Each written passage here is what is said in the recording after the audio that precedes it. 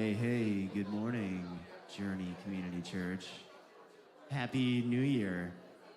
Merry Christmas. Maybe we should say Happy Old Year on the 31st.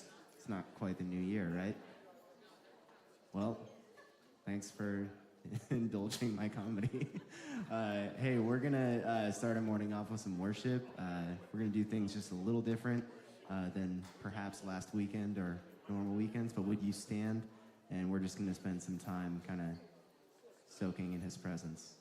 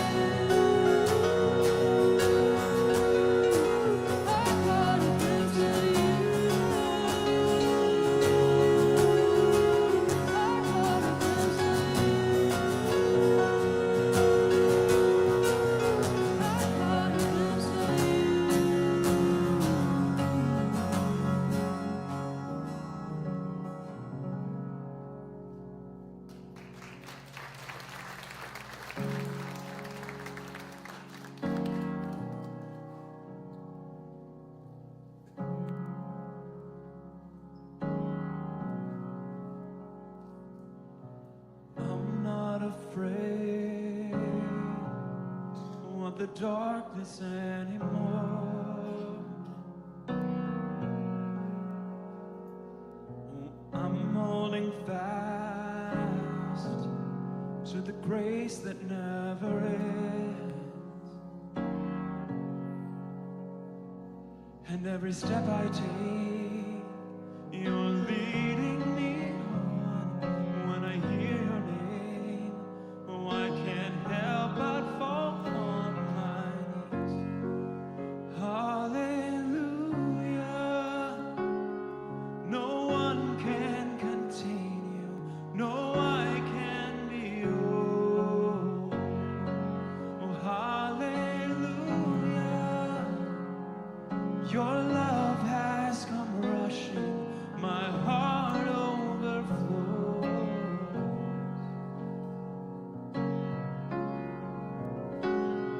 Now I'm overwhelmed and at a loss for words. You have overtaken my life, and now I'm yours. And every step I take, you're leading me on. When I hear your name, oh, I can't help but fall on my knees. Hallelujah. No one can contain you. No, I can be yours. Hallelujah. Your love has come rushing. My heart overflows.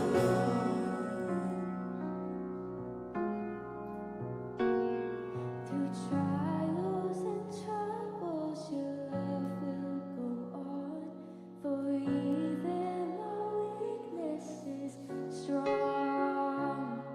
Not death nor disaster will keep me from you. No, I'm not afraid anymore. No, through trials and troubles, your love will go on. For even my weakness is strong. Not death nor disaster will keep me from you. No, I'm not afraid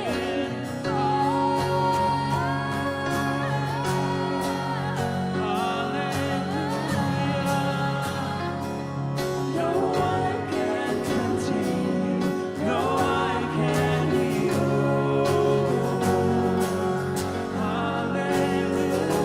Hallelujah. Your love has come rushing. My heart overflows.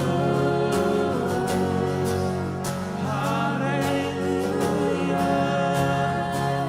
No one can contain you. No, I can be yours. Hallelujah. Your love has come rushing. My heart overflows.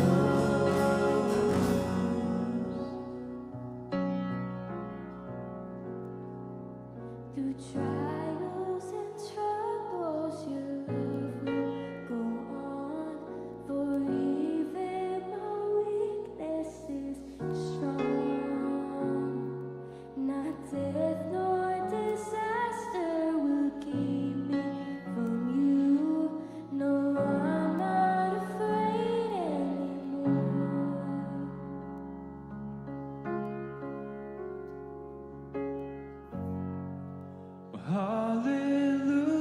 Hallelujah. No one can contain you. No, I can behold. Hallelujah.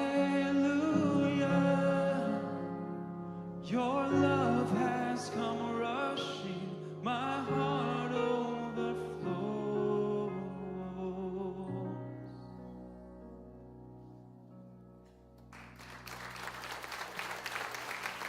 Thank you, band. Good morning, church. Hey, before you take your seats, go be brave. Everybody's going to do it. Go find two people you haven't met yet, introduce yourself to them, and say Happy New Year. Happy New Year.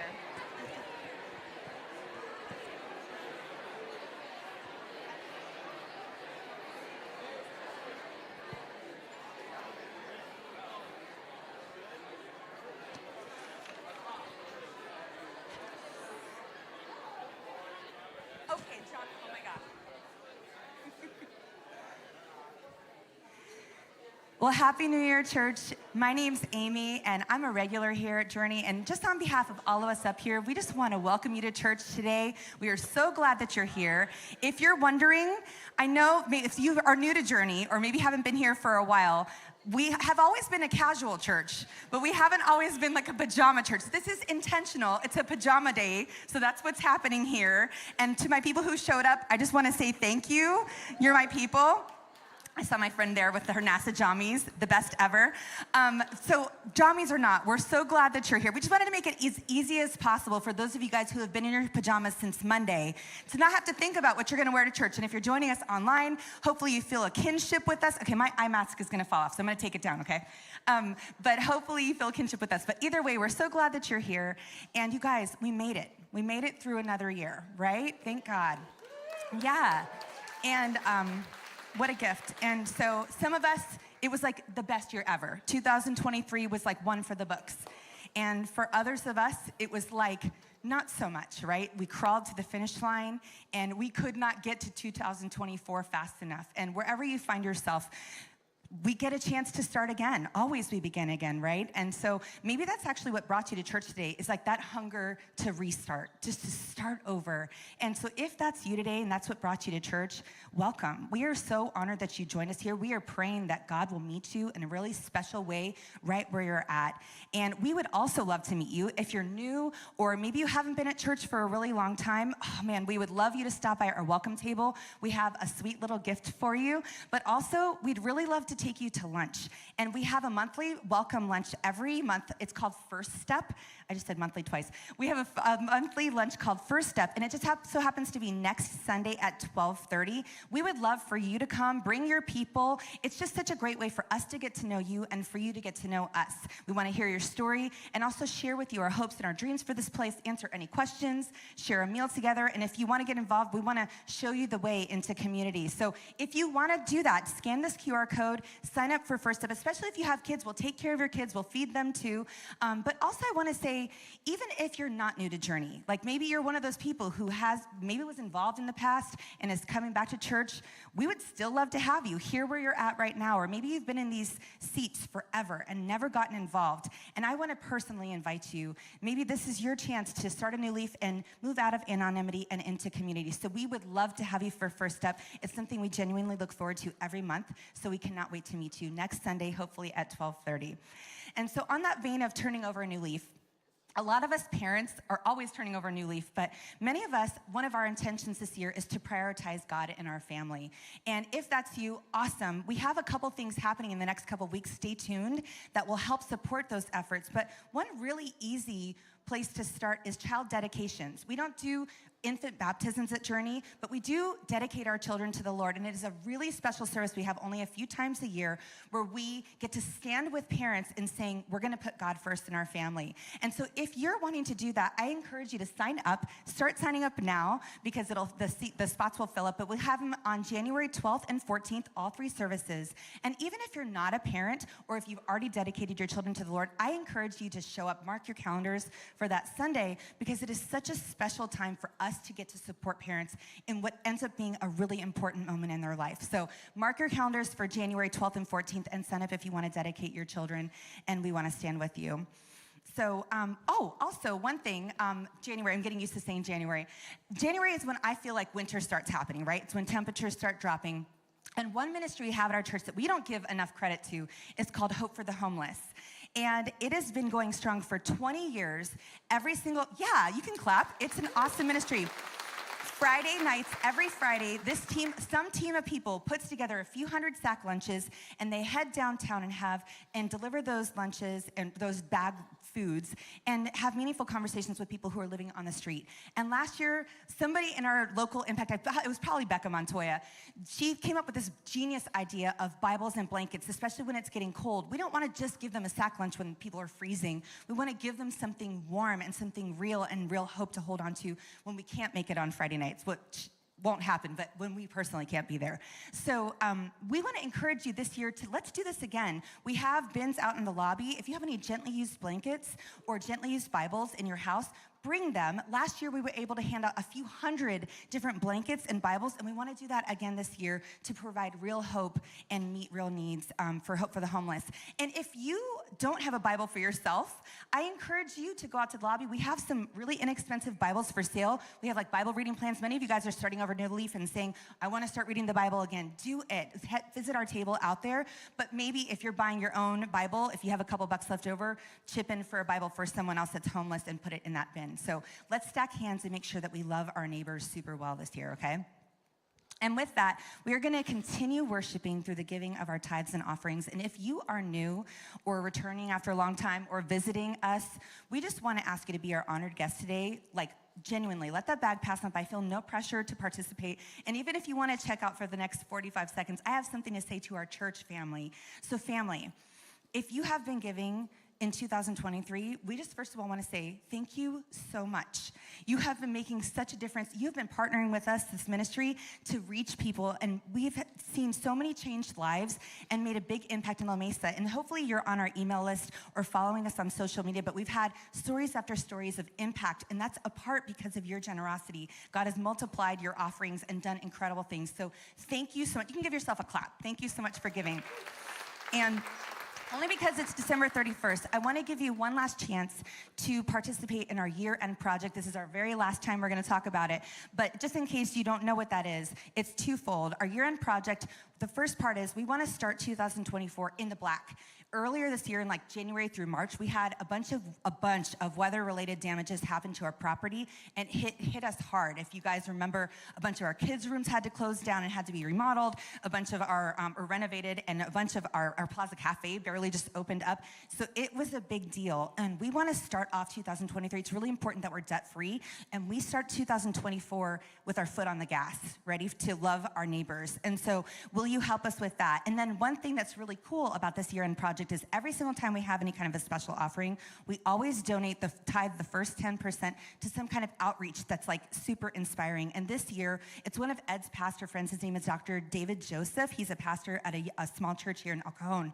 But what they do is they serve the Middle East. They bring the gospel, the good news of Jesus, to Muslims, but also they serve people who are Christ followers living in war-torn Israel. And it's no secret that it's really hard for everybody living in Israel right now with the war going on, but especially hard for Christ followers because they're hated by both sides. And so this is our chance to love on our brothers and sisters and remind them of God's heart for them in the hardest of times. So if you do want to participate in our year-end giving and your year-end offering, we want to ask you to earmark it separate because it's separate from tithe. So we want to ask you to earmark it, like when we pass around the bags, just do something to delineate year-end giving. And if you're like me and you only give online, you can scan the QR code that's going to probably pop up here in a minute, and you just make sure you hit the drop-down menu that says year-end gift so that we make sure it goes to the right place. So either way, thank you in advance for your generosity. Thank you for being part of this community, and will you join me in praying for this last offering of the year?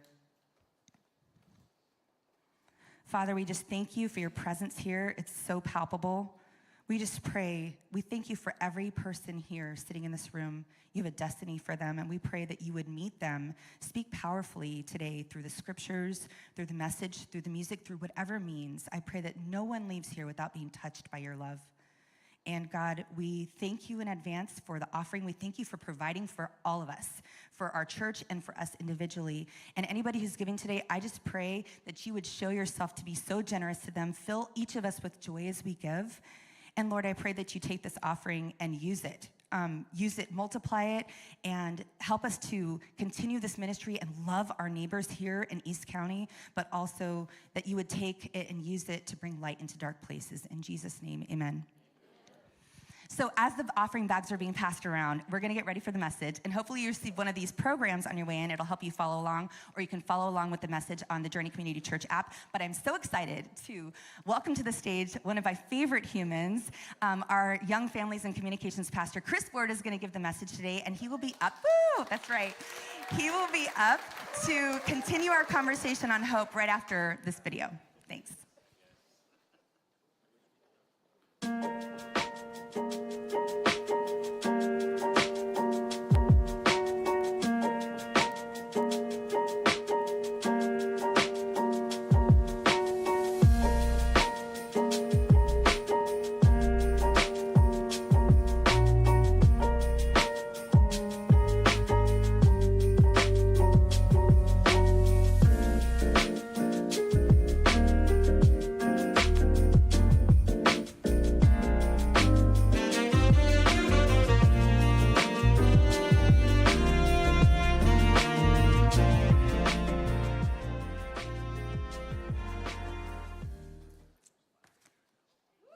Wait, there it is. Good morning, everyone. Hi. Wow. Thank you.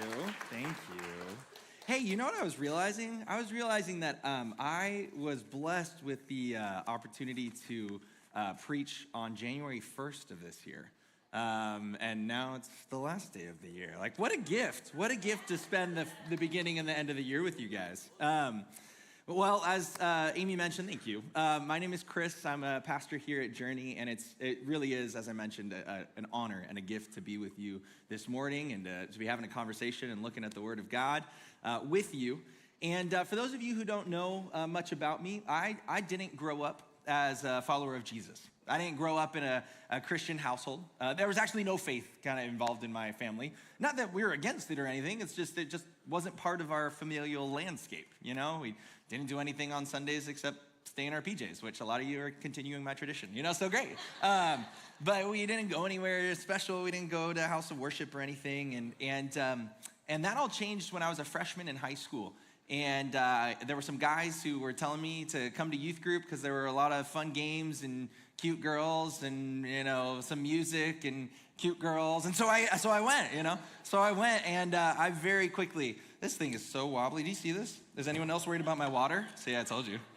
There we go. How about that? There we go. Okay, so and so I started going, and it wasn't long until I started following Jesus for myself. I fell in love with the one who I was told loved me more than anything that I could ever dream or imagine. And I just remember that it was in October, and I remember that first Christmas as a follower of Jesus.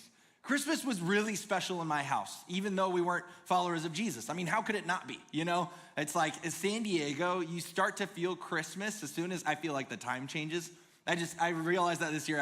I was driving on the freeway, and it was dark at 2 p.m. And I was like, wow, it's Christmas. You know, it's almost Christmas. And you see the lights on the bridges over the freeway and all that. And it's like, wow, it feels like Christmas time. And we did Christmas morning big. It was a lot of fun. But that first year after I became a Christian, there was something amazing to it.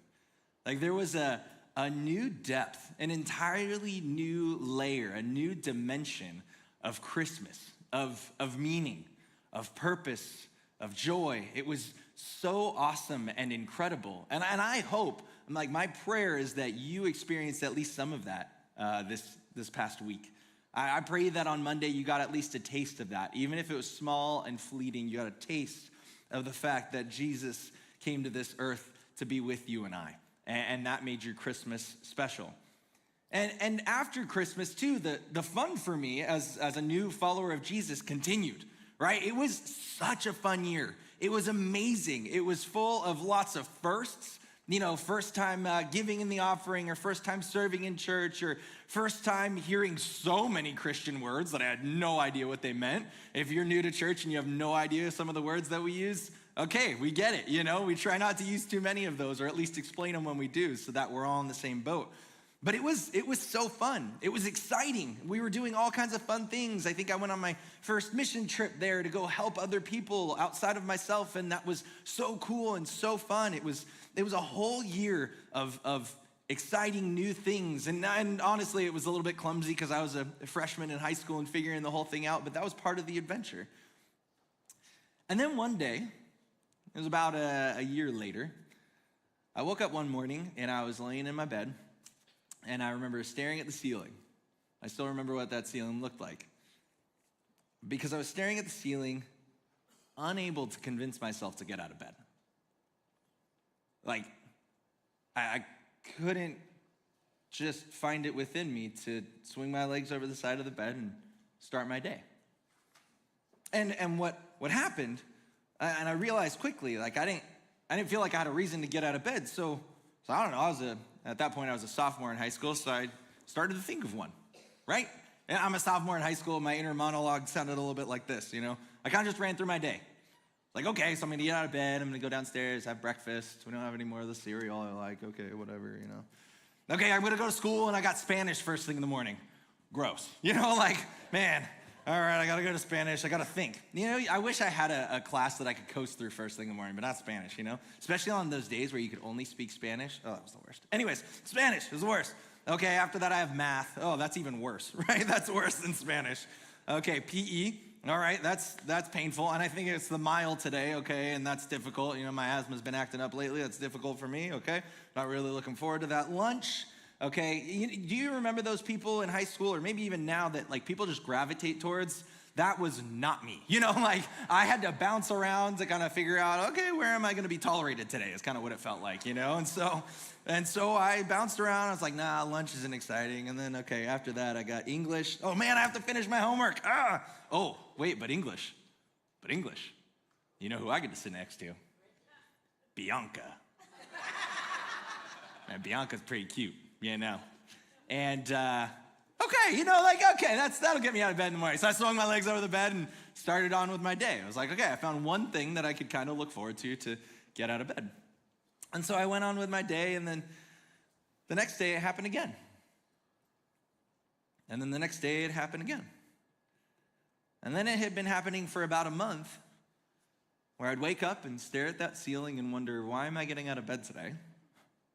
Until I realized that this pattern was there to stay in my life, at least for a little while. And I also realized that I was coming up with reasons to get out of bed because I didn't think I had anything really to hope for. You know, I didn't think I had any reasons to get out of bed, nothing to look forward to, nothing to hope for. So I needed to come up with one. And as you might imagine, for that month, which lasted into 2 months, which lasted into 3 months, I kind of just came up with the same things over and over again. Like, a cute girl, or playing baseball in PE, or maybe youth group was that night and we were gonna have pizza, or a lab experiment I was interested in, or I was going to a friend's house after school, or, you know, on and on the list went. But what had happened? Right? This last year with Jesus was so fun. It was so exciting. It was new. It was awesome. What happened? And I realized, as B.B. King sang, the thrill was gone. The thrill was gone. And that wasn't the only time in my life that it's happened either, if I'm being honest. You know, it happened when I came home from a really long mission trip in another country, and I felt like a foreigner in my own country again, you know? And no one understood what I was going through. It happened when I would come back from a spiritual retreat or camp, if you ever had that experience in youth group, you know, you had the high highs and the low lows, you know. It's happened when a project I've worked on at work has ended, and I'm like, well, now what, you know? It's happened when friends moved away or when I moved away. It happened when, I don't know, Christmas is over. And oftentimes it's happened when life has hit me with suffering, pain, grief, loss, some of the worst of which has happened even in this last year. If you were with us for Christmas, you know that our theme was a thrill of hope. A thrill of hope. And we talked about how exciting and special the season is, which it so is. It's so special. I mean, so much so that Ed even said, he shared that Christmas spirit is a short-term taste of what the Bible calls hope. You know? And so you're starting to taste a little bit of what the Bible calls hope. And Ed gave us 3 moves towards a life-proof hope. Like a hope that is more than just wishing. You know, instead of saying, I wish this for you, I hope you get that job, or I hope you get this. No, it's something more than wishing. It's one that works when things don't go well in our lives. That's the hope he was encouraging us to move towards when he told us to watch for holy nights, to have the long overdue talk with God, and to fall on your knees in worship. And if you made any of those moves towards hope last week or in this last week for the first time or the 100th time, that's awesome. That's amazing. And I'm so excited for you and the trajectory of your life now that you've taken a step towards Jesus. That was really wonderful for Christmas. But what happens when the thrill is gone? You know, the question now and for the next 52 weeks becomes, how do you stay hopeful? How do you stay hopeful? How do you stay hopeful, especially when life hits? How can we have 52 weeks in a row of hope? What happens when week 33 devastates you? What happens when you get the worst news of your life during week 17 or tomorrow? You're like, wow, Chris, I was really looking forward to the new year. Thank you for that bummer, you know? But here's the thing, these are good questions to ask. And I think when I was going through it, I don't think God was up there saying like, hey, dum-dum, just get out of bed, you know? He's like, these are good questions. Why are you getting out of bed? This is important to examine in your life, and it's especially a good thing to talk about this week when we've got 52 weeks ahead of us where we can choose to have hope or not. You know, why are you getting out of bed? What are you looking forward to? You know, oftentimes I'm not processing what's getting me out of bed. It's just the smell of the coffee that's luring me to the kitchen, you know? And then by then I don't have time to think about what I'm hoping for, what I'm looking forward to today, because I'm already dealing with a child who's going, Mommy, Daddy, who like doesn't know how to get out of bed himself, like needs us to pick him up, you know? And I love it because he snuggles. You know, but anyway, I don't have time to think. I don't have time to think about that. And in that season where I was thinking, okay, I'm staring at the ceiling and thinking, why am I getting out of bed today? What do I have to look forward to? What I was doing, and I think we all instinctively do if you've ever been through a season like that, I was looking for quick hits of hope when what I really needed was a hope that could take hits and still stand strong. And so I want to look this morning at someone who's well acquainted with suffering, talking to a bunch of people who are well acquainted with suffering. The guy's name is Peter. He wrote a letter. He wrote a letter. He was one of the closest, if not the closest, follower of Jesus. He was in the middle of the action always. He was right there when there was a crowd, when there was something happening, a miracle was taking place, when only a few were selected by Jesus to join Jesus in something. He was one of them. So he's in the midst of it. He knew what Jesus was about. And it's a letter written by him, one of these main disciples, to a people. It was sent to be spread across the territory of Asia Minor, which is like modern day Turkey. And imagine it's like a letter written to the churches of San Diego. You know, that's kind of what it was like. Pass it around and get what I've got to say to you. And it was written during a time of political, social, and personal persecution. Because Jesus had just died, and nobody really liked the Christians. They were causing a problem for the Romans, and the Jewish people thought they were blasphemous. And so they're like, wow, we're just going to take care of them. And we're going to persecute them, and we're going to cause them trouble, and we're going to cause them problems. And as such, Peter's letter, 1 Peter, has suffering as a primary theme. It has suffering as a primary theme, mentioning it 16 times by using 8 different Greek terms. It's almost like, you know, he said, I know you're going through suffering, and you were to think, yeah, but you didn't talk to me about loss. He's like, no, let me take care of that word too, you know? Let me take care of every caveat you might have. Let me take care of every word for suffering you might have so that you know I'm really talking about your pain and your trial. And to these people who were suffering, even losing their lives for Jesus, he told them, this is how you stay hopeful. You fix your hope completely on Jesus. You fix your hope completely on Jesus. In verse 13, that's what he says. Fix your hope completely on the grace to be brought to you at the revelation of Jesus Christ. Fix your hope completely on Jesus. Not too long ago, I got home one day, and my wife, Katie, she goes, hey, guess what I got? Which usually means, hey, guess what you get to move or put together, you know? And that's exactly what it meant. And it was one of those buy nothing groups on Facebook, you know? And it was a playground structure for your backyard. It had swing attachment and the whole clubhouse type thing, whatever. And so she's like, so how are you gonna move it? And I was like, I gotta figure this out. So I call one of my best friends and I'm like, you have a truck? And he's like, I don't like where this is going. Actually, that's not true. He said, what are friends for if not to help you with the truck? And I said, friendship? And he's like, fair, but I'll still help you. So we went and we went to this house and we were taking it apart, and we wanted to only take it apart as much as we needed to, so that I didn't have too much reassembling to do back at home. And so we take off the swing attachment and the slide and the rock climbing wall and all this stuff. But then the main tower of it, we kept together. And we put it in the back of his Toyota Tacoma. I don't know what it is, but it's like something small. And that's what it looked like. That's what it looked like. Yeah. We measured it. It was 13 feet off the ground. I Googled how low power lines are in San Diego County, to make sure we weren't gonna hit any. And he held his breath not more than once on the way to my house. But yeah, we took the rest of the pieces, we loaded them in the bottom, even more got in there.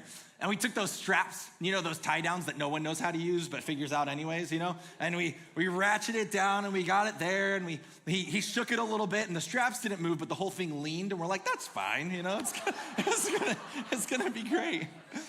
And so we ratcheted it down and we gave it a couple taps. Have you ever moved anything with a dad, or a couple dads, Like, what's the magic phrase once it's tied down, You tap it and he goes, that's not going anywhere, right? That's not going anywhere. And just something within you instinctually knows it could never move. This will never move. And it made it to my house, Shockingly enough, when Peter says, fix your hope on Jesus, he means something even stronger than the word of your father when he's moving something, He's saying anchor your hope to Jesus. Make it immovable.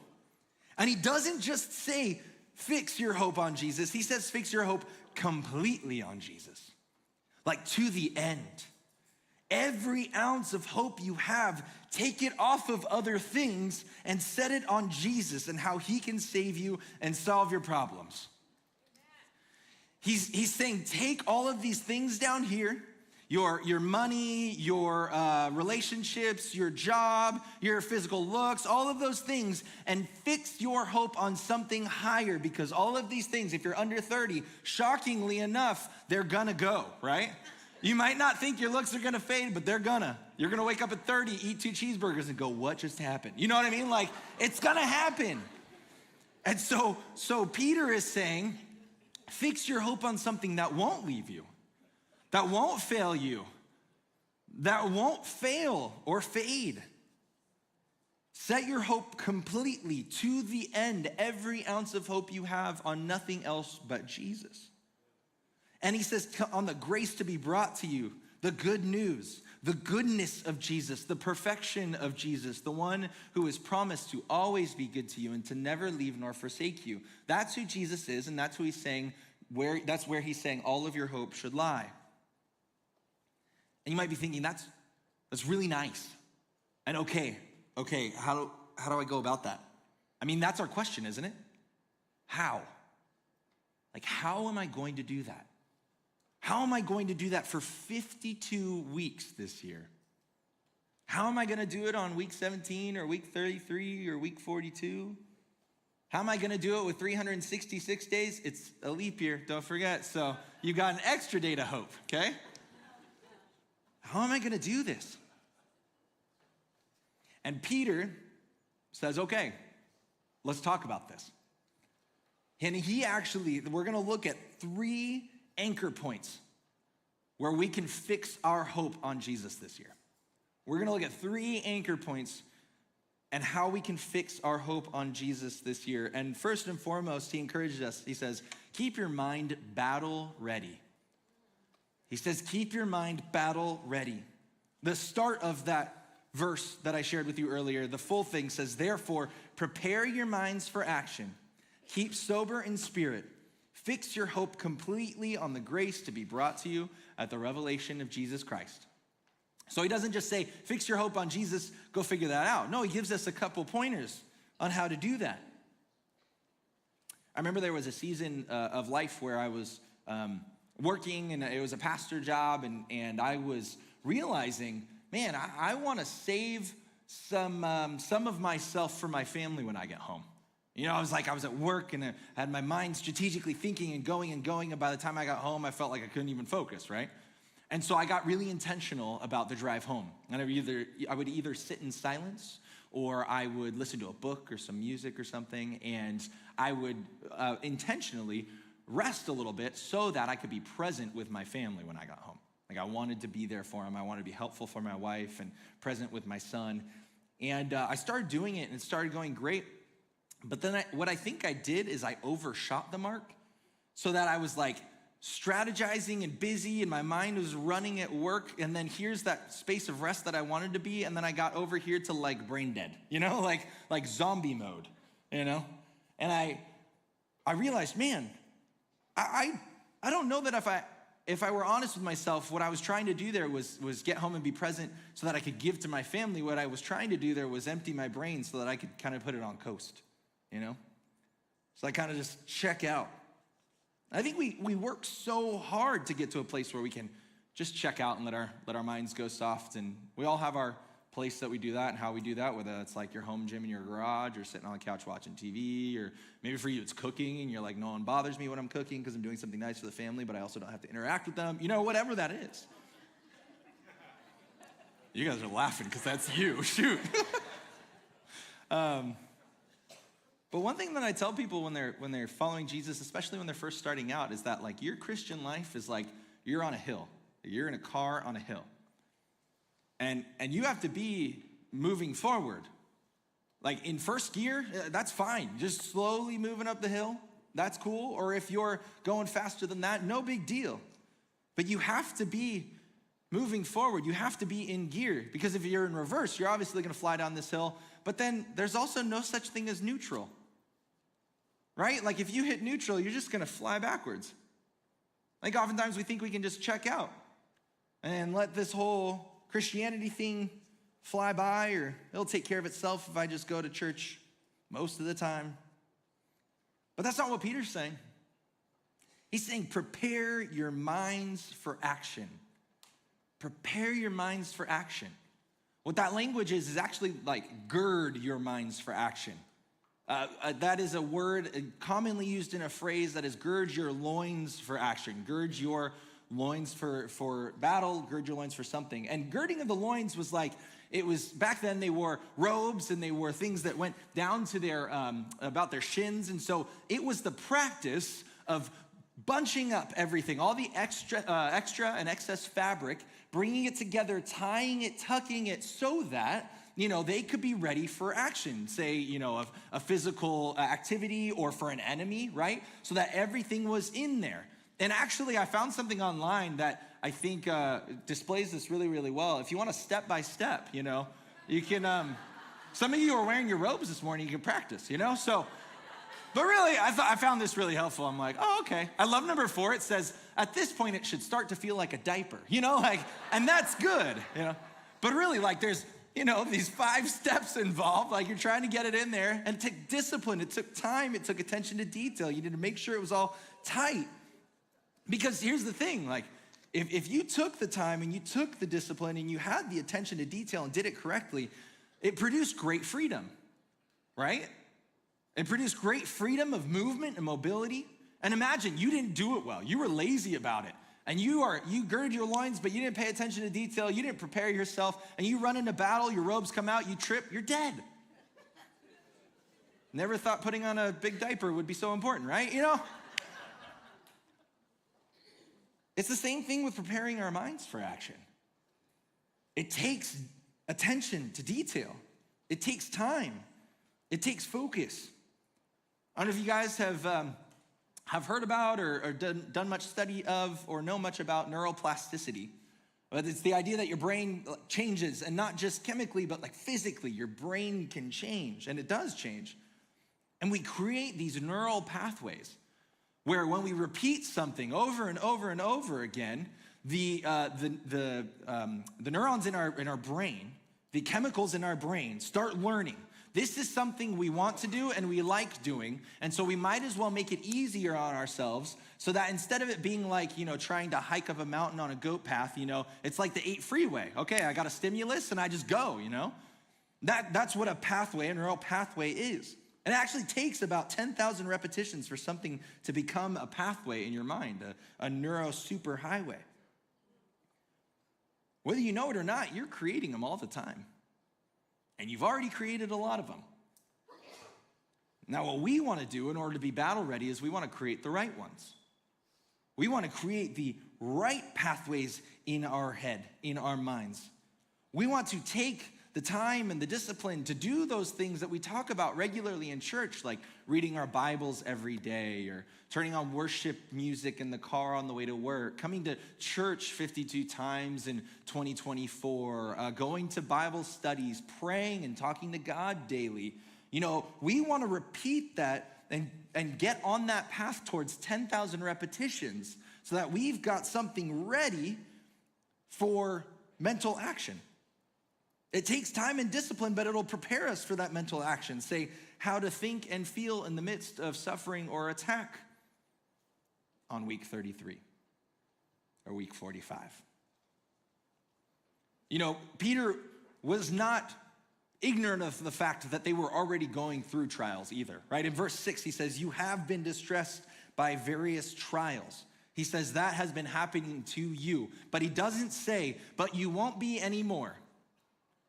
I think oftentimes we get excited for the new year, not because, you know, we're looking forward to new practices and disciplines that we're going to kick off tomorrow and we're going to see how long they go. I think oftentimes we're excited about the new year because somewhere in our belief system we think, well, at least it's a new year and, you know, nothing is going to happen this year that could be bad.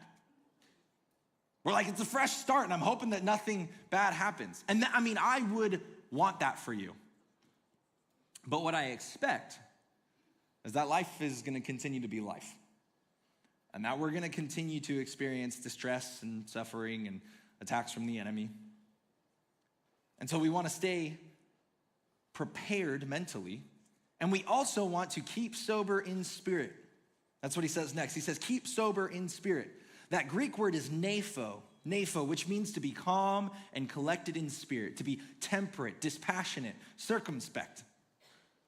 Think about the last time you were in some sort of crisis or something happened to you or around you. Do you think that describes you? I don't know, maybe. Maybe if you're like an ER doc and you see someone go down or there's a car accident or something, you're like, all right, let's go, let's go to work. But for most of us, I think, that's not how we respond in the midst of distress. This idea is to sober in spirit or stay sober-minded. It means to stay on your toes spiritually. It means to be realistic about what you face in your life as a Christian. It means be alert and ready in your whole spiritual and mental attitude because it's so easy to slide, isn't it? Especially when we're suffering. Think about it. We might come to a place where we're suffering and the first thing out of our mouths is, God help me, but other than just a hope and a prayer, and nothing more than that, there aren't real teeth to it, are there? It's like, I hope you can do something, rather than I know you will do something. In those moments, it's very difficult to pull your thoughts together or to be realistic about your circumstances. Free advice for anyone who is helping someone go through suffering. Don't say, just be realistic. That's not gonna work. You see, the tendency of our mind is to scream exaggerations and denials. The inclination is to lean away from spiritual concerns, and let me tell you, that is not what we want to be doing in the midst of our trials. You see, without girding our minds, preparing them, or staying sober in spirit, i.e. staying battle ready, when life hits, we run from God. It's just what we do. You don't need to feel bad about that. It happens, especially when we're not prepared. And the biggest issue with that is that in those moments, if we run from God, we are running from the only one and the only thing that could ever help us with anything we're going through in life. And you know what we're gonna do? We're gonna take our anchors out of our hope in Jesus and we're gonna put them right back into those things down below, or it's gonna be revealed that we never really removed them from those things down below. And we're gonna put all of our hope in our spouse who cannot bear the weight of all of your hope. We're gonna put all of our hope in our friends who cannot fully satisfy you. We're gonna put all of our hope in our wealth, which is gonna be gone at some point in your life. You see, we run to things that will fail or break or die or leave. And that's just what the Bible calls like living in the flesh. So it's so important to be ready for these things because preparation doesn't fix our problems and it doesn't prevent them. Preparation gets us and keeps us in the presence of the problem solver. That's if you prepare, you're like, man, I'm gonna prepare so that week 44, it actually won't happen to me because I'm so prepared. That's not what's gonna happen. It's just gonna keep you in the presence of the only one who can solve your problems and the only one who can provide you comfort in your time of need. Yeah, we want to keep our hope fixed above these temporary things, and that comes with being mentally prepared. And if you're interested in more of that, actually our next series starting next week is one called Mind Shift. And it's about shifts we can make in our minds and our mental attitudes towards life and towards the things of God so that we might be ready for whatever life might throw our way. So we're gonna be doing that for 5 weeks. We encourage you to come back for that. Now, Peter also reveals something when he encourages us to fix our hope completely on Jesus, and that's this. Remember, you don't get everything now. Remember, you don't get everything now. He says, fix your hope completely on the grace to be brought to you at the revelation of Jesus Christ. The revelation of Jesus Christ. When he says this here, he says to be brought to you. It's a future tense. And so what he certainly means here is something that we Christians believe that will happen, which is the return of Jesus, right? We believe he will come back. And we believe that heaven and earth will become one. And we believe that everything will be as it was meant to be, where there will be no more tears and no more pain and no more suffering, no more sorrow, no more pain. We believe that is coming and that's what's happening. And Peter's saying, hope in that. You want to focus on that. And we want to focus on that, which reminds us that we don't get everything we want right now. You know, all is not yet right. It will be, but it isn't yet. And if we're just being honest with each other, that's a tough pill to swallow. Like, that's difficult. But it's made easier when we notice something about this word that can take it from something out there and bring it a little closer to home. You see, the word, when it says brought to you at the revelation of Jesus Christ, it's this word apocalypsis. You might hear apocalypse in there. Apocalypsis. It's also used in Luke 2:32. Luke 2:32. What has just happened before this story is the birth story. The story we just read, that you hopefully read on Christmas morning with your family in that little thing we gave to you guys. It's in Luke 2, the birth story happens, and this is the moment where his parents, Mary and Joseph, take Jesus to the temple to be presented in keeping with Jewish law.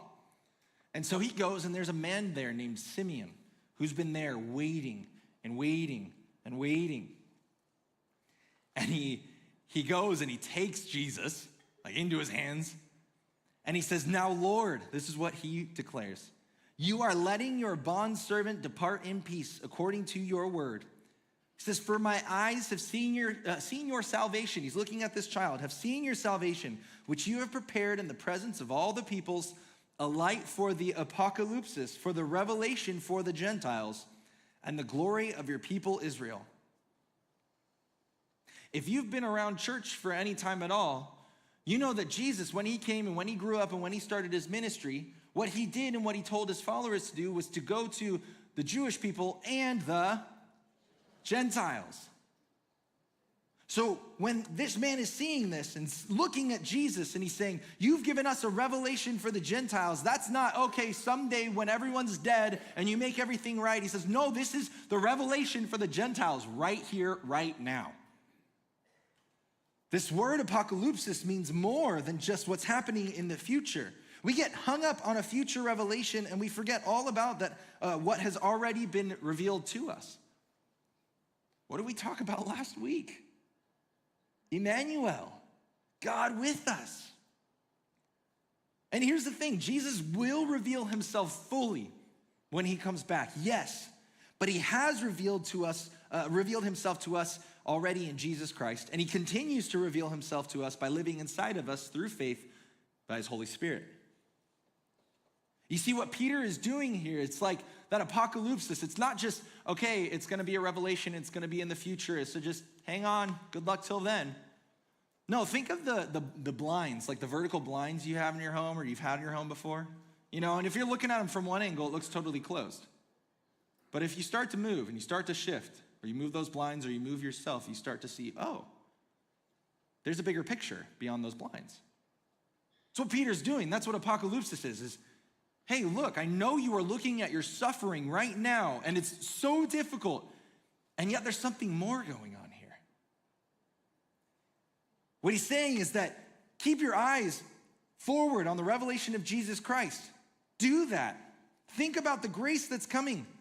But in doing so, that should also bring you to a place where you're reminded of and simmering on the grace that has already been given to you. It's like, hey, think about the grace you've been given so far, and there's more coming. Right? He's revealing what has happened. This has happened. Jesus has come, but there's more coming. What Peter is doing is he's taking their heads, and it's almost like he's going, hey, turn, please, just this much, so that we can interpret your life, not through your suffering, not through your circumstances, but through God's grace. Like, that is the lens with which he wants us to see the world. And here's the thing. What that does is it makes us realize that no matter how hard it gets, it's only going to get better. It's only going to get better. But he's also not diminishing what you and I go through, what his audience that he's writing to is going through either. Right? He said, you are suffering right now. You have been distressed by various trials. You'll have some serious dips in the road. I mean, the people he was talking to were their whole families, because they said, I believe in Jesus. Because they were figuring out what it meant to be loved by God, they and their families were being fed to wild beasts. They were being beheaded and killed in public ways. He knew they were suffering. And Peter says, that's really hard. But it's only temporary. He's saying that's temporary because here's the thing. When that day comes, you've been given grace right now, but when that day comes, you're going to be loaded down with grace. And now it's not that like you just wait for that when you're going to be loaded down because right now you're just scraping by, You're just trying to get by with grace. It's like, no, you've been given more, abundantly. Overflowing is what describes God in us now.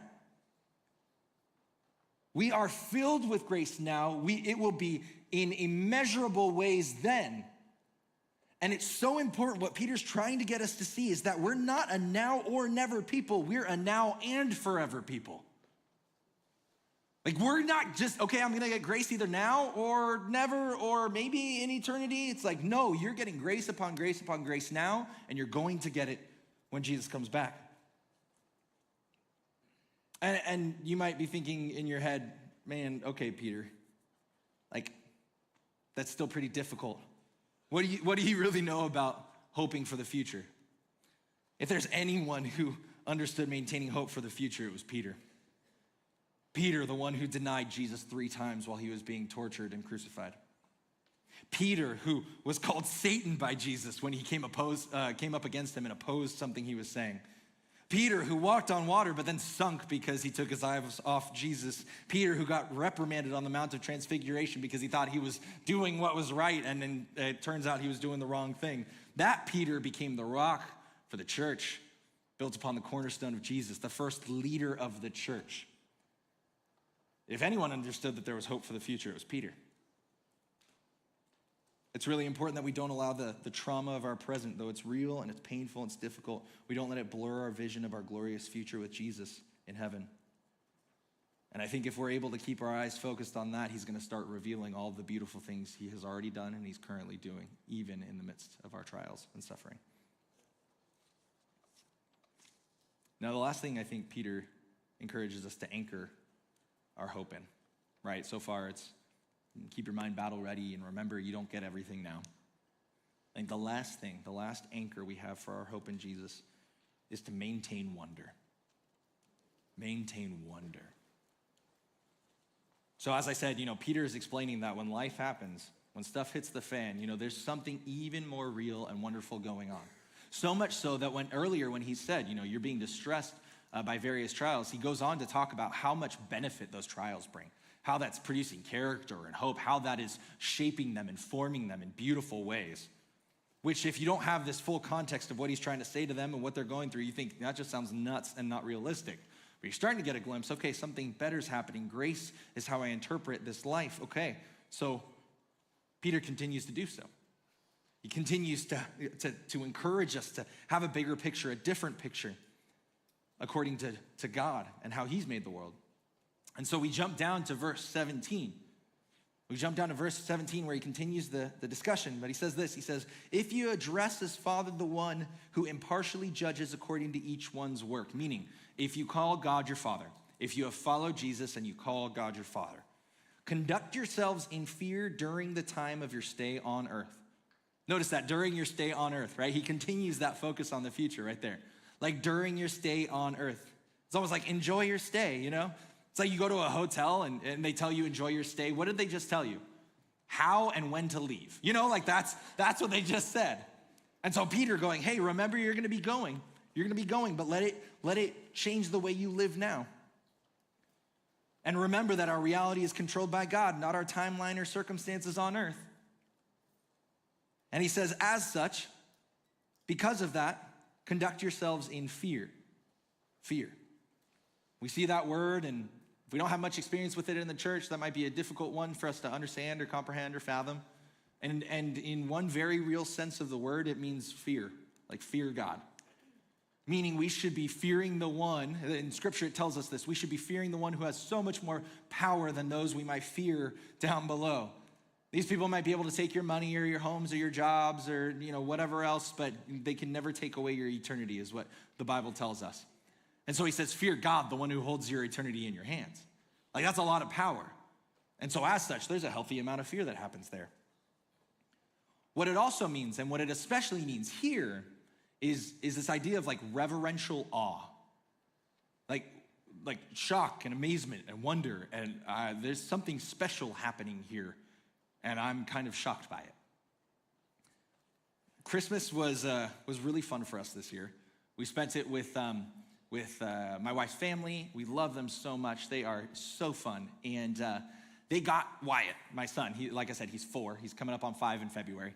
They got him so many fun things. And when you asked Wyatt what he wanted for Christmas in the months leading up to it, it was the same every single time. He wrote it on his letters to Santa. He said it on Santa's lap. Like, it was the same. He said, I would like 100 Nerf guns and lots of other stuff. Like, he just covered all the bases, you know? He knew what he wanted, so he wanted lots of it. And then just in case, just lots of other stuff. Santa, you got that? Cool. So he's opening up, and he got Nerf guns, and he was so excited about it. But he actually got something that he wasn't expecting. Now, my son is really into Star Wars, and he loves Darth Vader, all right? He loves Darth Vader. And before you go judging my 4-year-old, okay? Almost every time, this is not a lie, almost every time he says, we can pretend that Darth Vader's good. So we do that, so Darth Vader's a good guy, thank you very much. Maybe I feel insecure, that's why I'm justifying it, I don't know. So, he likes Darth Vader, and he actually had an auntie who went to Disney World, this not too long ago, and knew that Wyatt loved Darth Vader and got him a mask that like you put on and it's the full thing and it changes your voice, too. When he opened that up, it's not something he asked for, it's not something he was looking forward to, but when he opened that up, this was his face. Like, that's the actual moment. He was shocked by it.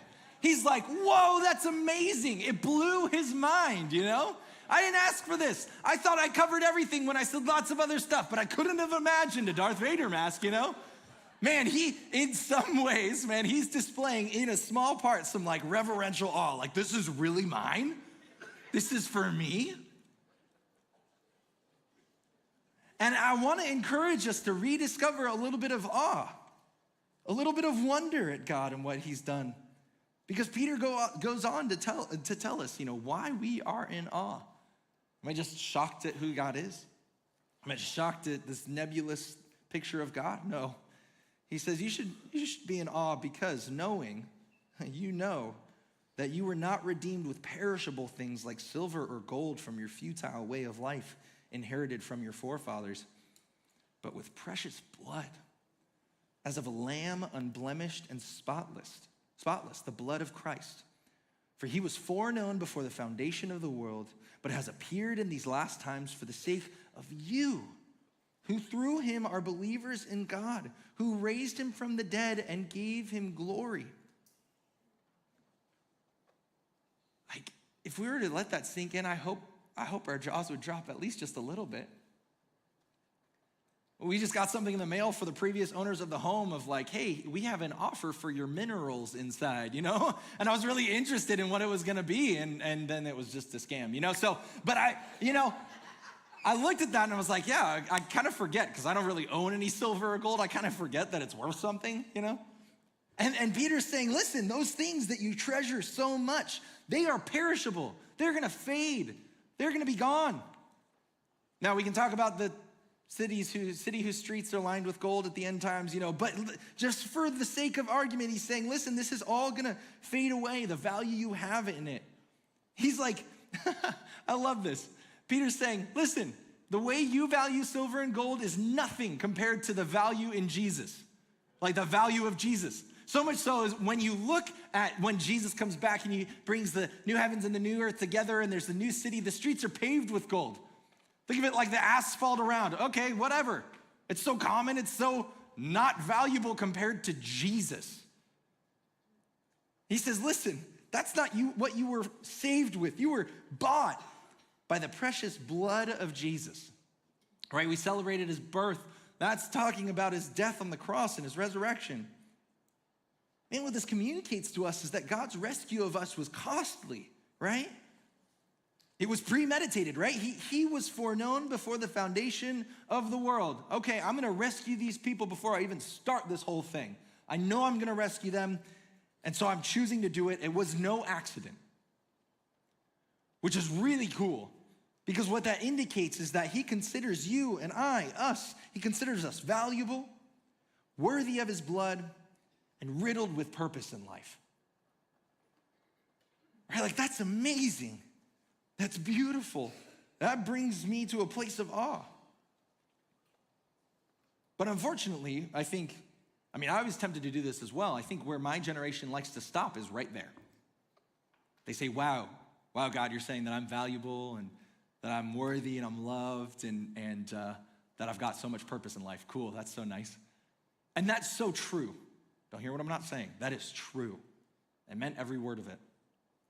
But I think as we look at Peter, the circumstances he was in and he was writing into, he took it like a layer deeper.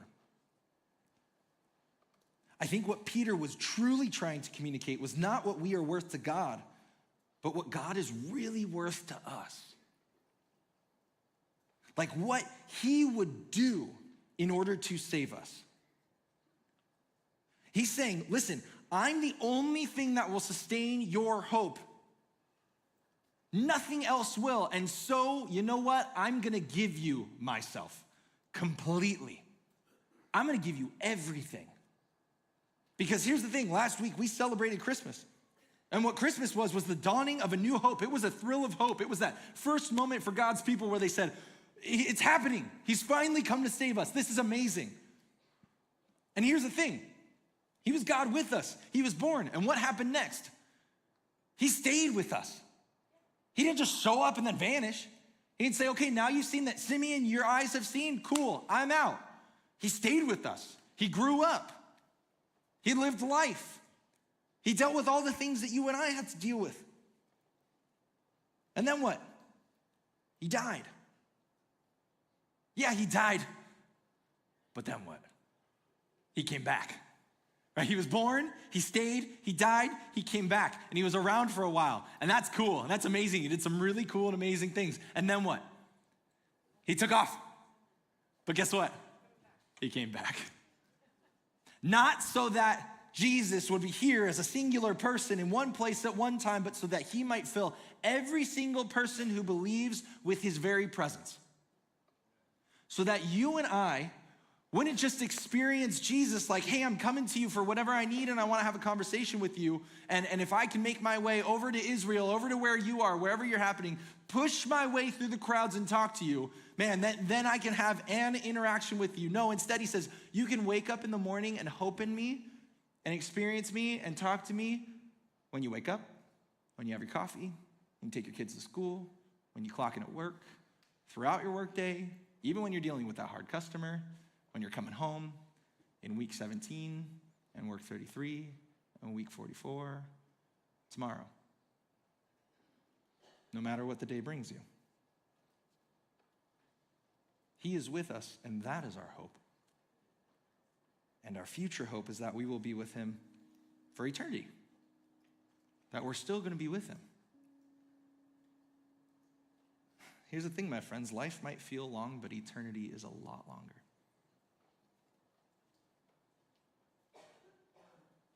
And I love that if that weren't reason enough, look at these, this last statement of these verses. He says this, he says, like he spilled his precious blood. He gave you all these things. He gave himself for you that you might hope in him. So that your faith and hope are in God. He said, listen, I'm going to give you myself. I'm going to give you myself, and I'm going to give you the only thing that could ever sustain your hope, which is me. And do you know why I'm doing that? And why I'm reminding you of this? So that you may hope in me. Wait, so Jesus, you're saying that that you gave me yourself as a place for my hope, and you did that so that I could hope? And if I hope in you, then I'm putting my hope in you so that I could hope in you? And it continues. Like the whole point of Jesus coming and living and dying and rising again and filling our hearts with himself is so that we might have hope in the only thing that could ever sustain our hope. I think unfortunately, oftentimes, we hear that and we think, oh, that's nice. And that's nice when week 33 hits, but what about when it stretches into week 34, 35, 40, 50? And I'm not saying it's not going to be hard, but I think a lot of us have not experienced this deep anchoring, life-giving hope in Jesus because we've tapped out too soon. And there are going to be days where you want to tap out. And you want to say, Jesus, I'm just going to put my hope in something else and start drinking or start going elsewhere, stop coming to church, stop talking to people who believe in Jesus. And I get it. I've experienced that. And it's in those moments where his hope proves the most sure and the most firm. Because even as you're shaking your fists at heaven, it is opening its arms towards you. And my prayer is that we would be blown away by who God is and how he loves us and know that he's worth spending every ounce of our effort to fix our hope with those anchor points on Jesus. And for anyone who's with me, that's what we're going to do this year. We're going to hope in Jesus, and that's going to make this year great, even if the circumstances aren't. And this is how we're going to do it together. And feel free to remind me of this later in the year. We're going to keep our minds battle ready. We're going to remember we don't get everything now, but we've already gotten so much. And then we're going to maintain wonder, because our God has been nothing but good to you and will continue to be nothing but good to you, no matter where you're coming from or what you're heading into. Would you stand so that I can pray for you, please?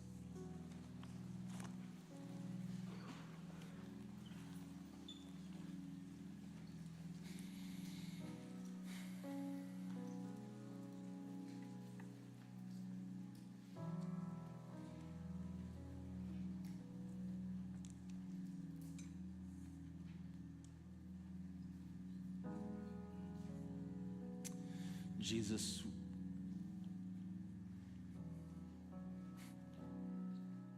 I just feel led right now to pray for every single person who is still feeling a little bit of resistance towards the idea of fixing our hope completely on you. And first and foremost, would you let them know that they are so loved, and that resistance, that questioning, that is okay and good, because you already know their thoughts and you can handle them.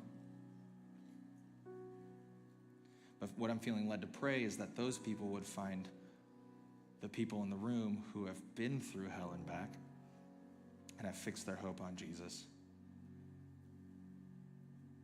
so so that they might know that this is real,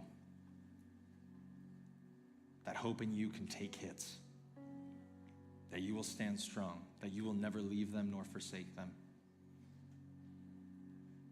that you will anchor them every single day, every single week of every single season of 2024 and for the rest of their lives, and if they put their faith in you, for eternity.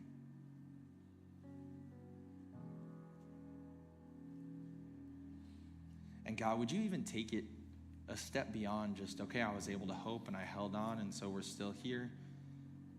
And would you give us the vision to see what you're creating in us and turning us into?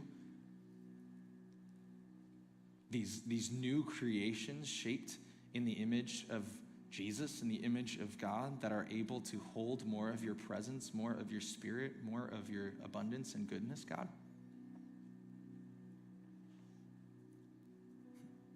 And I also feel led to pray that we're reminded that we're going to do these three things. We're going to anchor our hope in you, but it's not about what we do, it's about what you've done. And these are just responses. These are invitations. These are opportunities, and these are joys. We can consider these all joy. I pray that when we get hit with suffering this year, pain, brokenness, whatever, that we would experience joy because it gives us an opportunity to get closer to you in our minds, in our future hope, and in our wonder.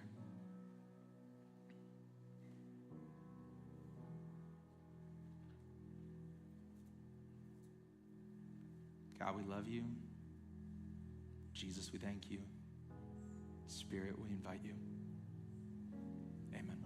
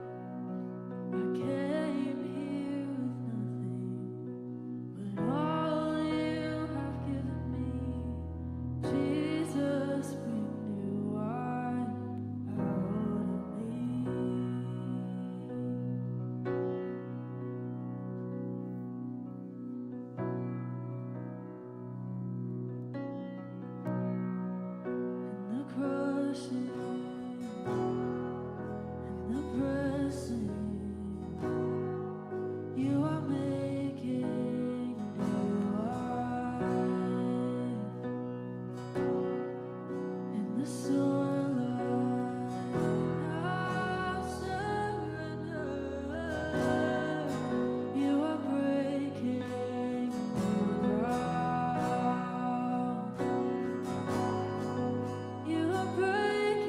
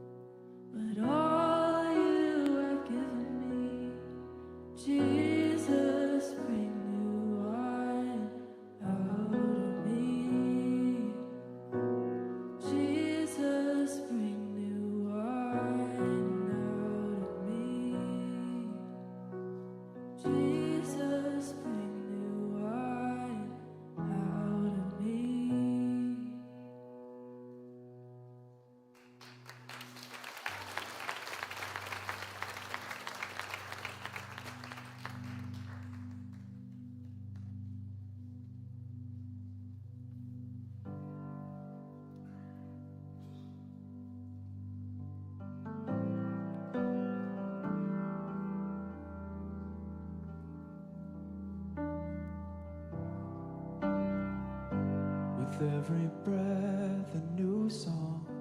With every day, a new praise. 'Cause you're a good God.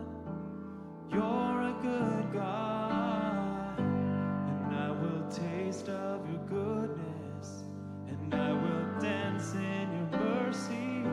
'Cause you're a good God.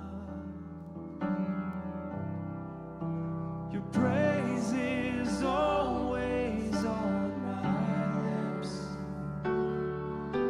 Your praise is always on my lips. Your praise is always on my lips.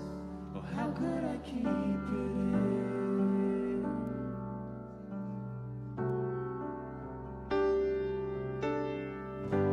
Wherever I go, you're with me. Every step filled with blessing. 'Cause you're a good God. You're a good God. Every hour your love. Still I can't get enough of you. 'Cause you're a good God. Your praise is always on my lips. Oh, your praise is always on my lips. Your praise is always on my lips. Oh, how could I keep it in?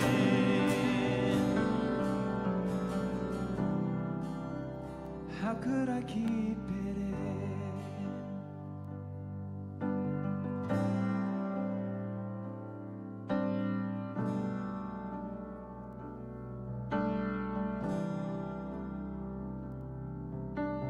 Generous love, I could never find the end. I could never find the end. I'm overcome, oh how you love me. Generous love, I could never find the end. I could never find the end. I'm overcome, oh how you love me. Generous love, I could never find the end. I could never find the end. I'm overcome, oh how you love me. Generous love, I could never find the end. I could never find the end. I'm overcome, oh how you love me. With every breath, a new song. With every day, a new praise. 'Cause you're a good God. 'Cause You're a good God. You're a good God. You're a good God. You're a good God. You're a good God. You're a good God.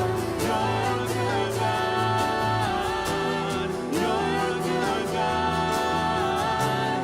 You're a good God. Generous love, I could never find the end. I could never find the end.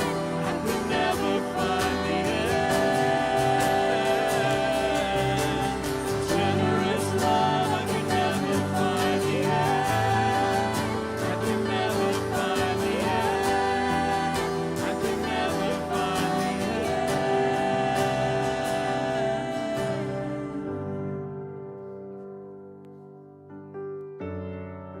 I could never find the end. I could never find the end.